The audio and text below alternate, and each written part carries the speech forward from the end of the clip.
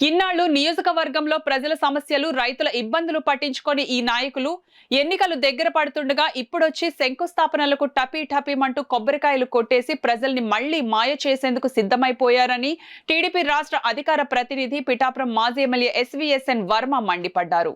పిఠాపురం మండలం రాపర్తిలో టీడీపీ నాయకులు కార్యకర్తలతో కలిసి బాబు షూరిటీ భవిష్యత్తు గ్యారంటీ మన ఇంటికి మన వర్మ కార్యక్రమాలను మాజీ ఎమ్మెల్యే వర్మ నిర్వహించారు.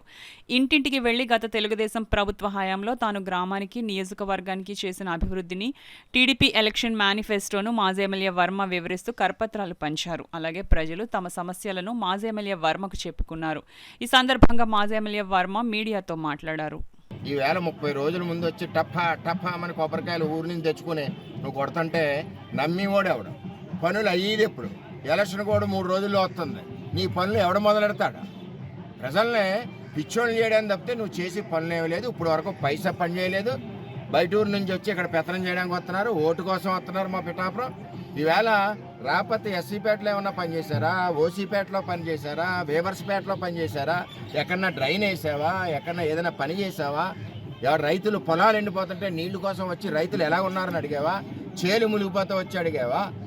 ధాన్యం కొనపోతే వచ్చి అడిగావా? ఉపాధి హామీ పనులు లేకపోతే వచ్చి అడిగావా? అన్నీ నేను అడిగా. నీకులా నేను రాలే. 20 రోజుల ముందు ఓటు గురించి రాలేదు. 5 ఏళ్ళు కష్టపడి పనిచేసా. కరోనాలో ప్రజలతో ఉన్నాను నేను. ఈవేళ మీరు ఓట్ల కోసం ఎక్కడో పొన్నూరు వాళ్ళందరూ వస్తున్నారు. ఈవిడేమో కోనసీమ, ఇంకొకడు ఇంకో పక్క, ఇంకొకడేమో ఎక్కడో రాజమండ్రి పక్క, ఇంకొకడు ఎక్కడి నుంచి ఇంకొకటి దిగుతున్నాడు. ఉన్నది లోకల్గా ఉన్నది వర్మ ఒక్కడే. మా ప్రజలు, మా ఊరు, మా నియోజకవర్గం, మేము ప్రజల కష్టాల్లో ఉంటాం. మేము పారిపోలేదు ప్రతిపక్షంలో. నీకులాగా ఓట్లు వేయించుకున్నాక కూడా నేను కనపడకుండా పోలేదు. ఓట్లు వేయించుకొని కనపడకుండా పోయి ఇప్పుడు 20 రోజుల ముందు మళ్ళీ ఓటు కోసం వస్తున్నాం. అది ప్రజలు అర్థం చేసుకుంటారు. ఏది ఏమైనా రాపర్తి గ్రామాన్ని అభివృద్ధి పదంలో నడిపిస్తాం.